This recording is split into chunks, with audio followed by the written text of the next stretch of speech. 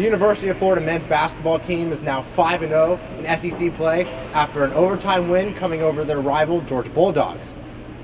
I'm Will Benner. This is Jake Winterman. Today, the Gators had a huge spark coming off the bench with Keith Stone and Kenyon Berry both chipping in career highs.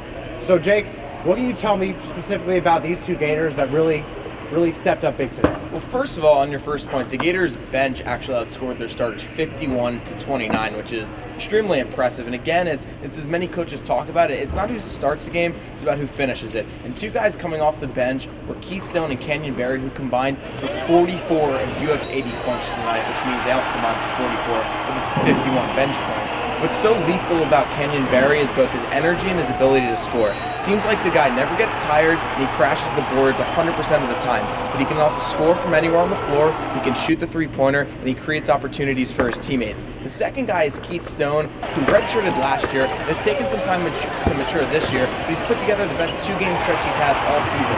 Last game he had 14 points, tonight he has a career high of 17 points, and he did everything the Gators needed, just like Kenyon Berry, getting to the glass, scoring from three, scoring from the paint, and just contributing everything he could in an 80-76 win over the Gators. And one thing Coach White specifically noted on in his post-game press conference was the fact that Kenyon was not always used to this role of having to crash the glass. But the Gators send their 3, 4, and 5 there, and when Kenyon's playing the 3, he's got to do what Coach says.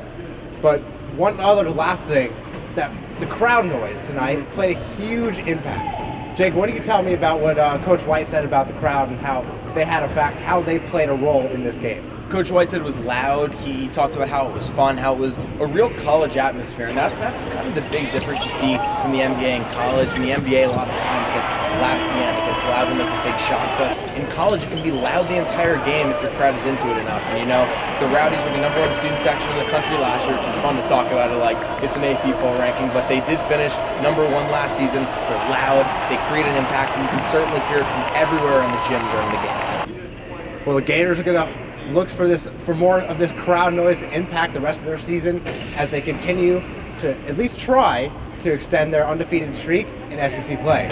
And Will, speaking of which, their next game, they have their first Wednesday contest of the season against South Carolina on 6:30 this upcoming Wednesday in Columbia, which gives the Gators an extra day of rest than they've had before. So they'll face off against South Carolina, whose biggest threat is Sindarius Thornwell, who is one of the premier scorers in the SEC. So the Gators will look to limit him on Wednesday at 6:30.